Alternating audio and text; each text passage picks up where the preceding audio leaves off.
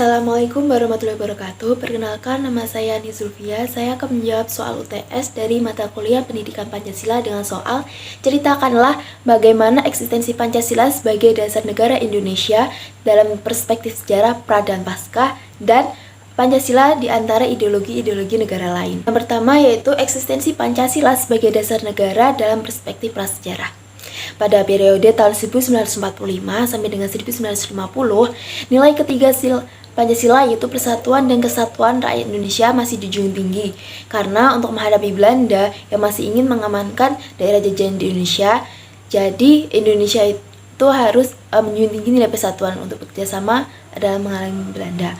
Kemudian setelah penjajahan diusir dari Indonesia, bangsa Indonesia mulai memperoleh tantangan dari dalam kehidupan politik. Sila keempat yang mementingkan musyawarah dan mufakat tidak dapat dilaksanakan karena demokrasi yang diterapkan adalah demokrasi parlementer.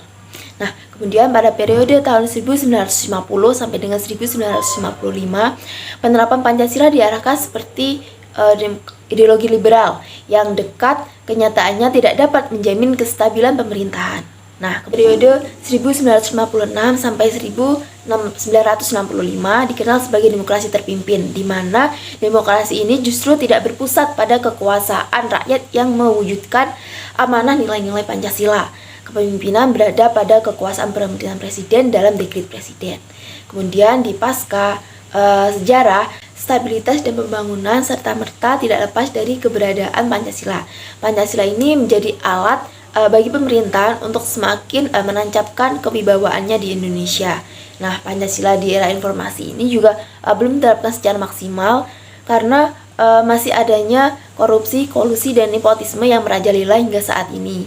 Kemudian globalisasi itu menjadi tantangan tersendiri bagi Indonesia saat ini karena semakin lama ideologi Pancasila ini semakin tergerus oleh liberalisme dan kapitalisme. Apalagi tantangan di era seperti ini bersifat terbuka, bersifat bebas, dan juga nyata. Yang kedua yaitu Pancasila di antara ideologi lainnya.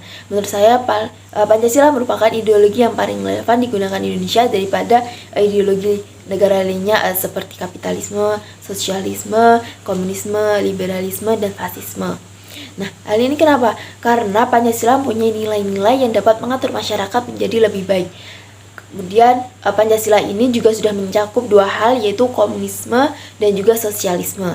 Di setiap rumusan Pancasila, di setiap rumusan nilai-nilai Pancasila itu sendiri merumuskan untuk membangun kepentingan bangsa dan juga negara, baik itu dari aspek agama, politik, hukum, dan juga ekonomi. Terima kasih. Wassalamualaikum.